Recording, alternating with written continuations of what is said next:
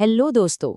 आज हम एक ऐसे शब्द की बात करेंगे जो हम सबकी लाइफ का हिस्सा है, खासकर जब हम कोई बड़ी चीज खरीदते हैं। जी हाँ, हम बात कर रहे हैं ईएमआई की। ये क्या है, कैसे काम करती है और इसका हमारे फाइनेंसेस पर क्या असर होता है? चलिए इस पूरी बात को आसान बनाते हैं। तो शुरुआत करते हैं सबसे अहम सवाल से। आखिर ये ईएमआई है क्या चीज? ये एक ऐसा सवाल है जो किसी भी लोन या बड़ी खरीदारी के वक्त सबके सामने आता है।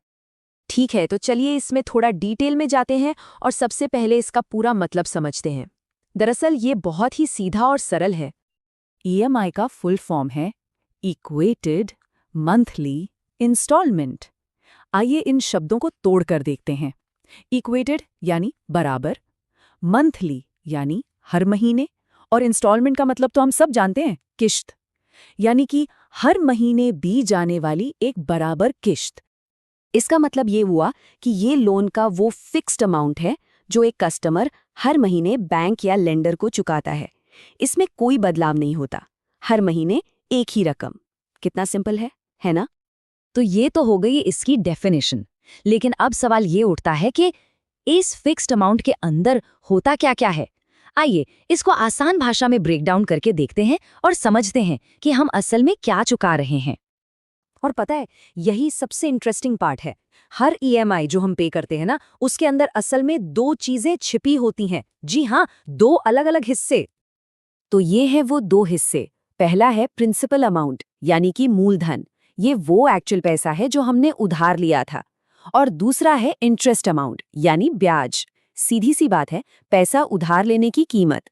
तो हर महीने हमारी ईएमआई इन दोनों चीजों को थोड़ा थोड़ा करके चुकाती रहती है।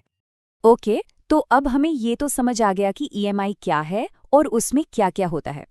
अब बात करते हैं एक और बहुत ही इंपॉर्टेंट चीज की, और वो है टाइम, यानी वक्त। देखिए, ये समझना बहुत जरूरी है।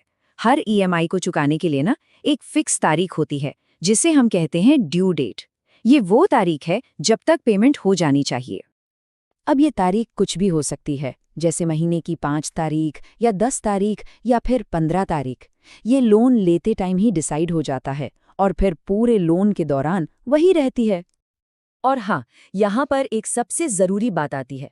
एक कस्टमर के लिए ये बेहद ज़रूरी है कि ईएमआई का पेमेंट हमेशा टाइम पर हो, यानी कि ड्यू डेट पर या उससे पहले।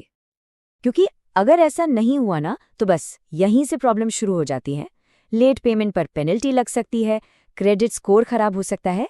इसलिए सबसे आसान और सबसे अच्छा यही है कि पेमेंट टाइम पे हो जाए। तो ईएमआई की बेसिक बातें समझना एक बहुत इंपॉर्टेंट पहला कदम है, बिल्कुल। लेकिन ये तो सिर्फ शुरुआत है। अब इसके आगे क्या? फाइनेंशियल नॉलेज की इस जर्नी में अगला कदम क्या होना चाहिए? ये एक ऐसा सवाल है जिसके बारे में सोचना जरूरी है।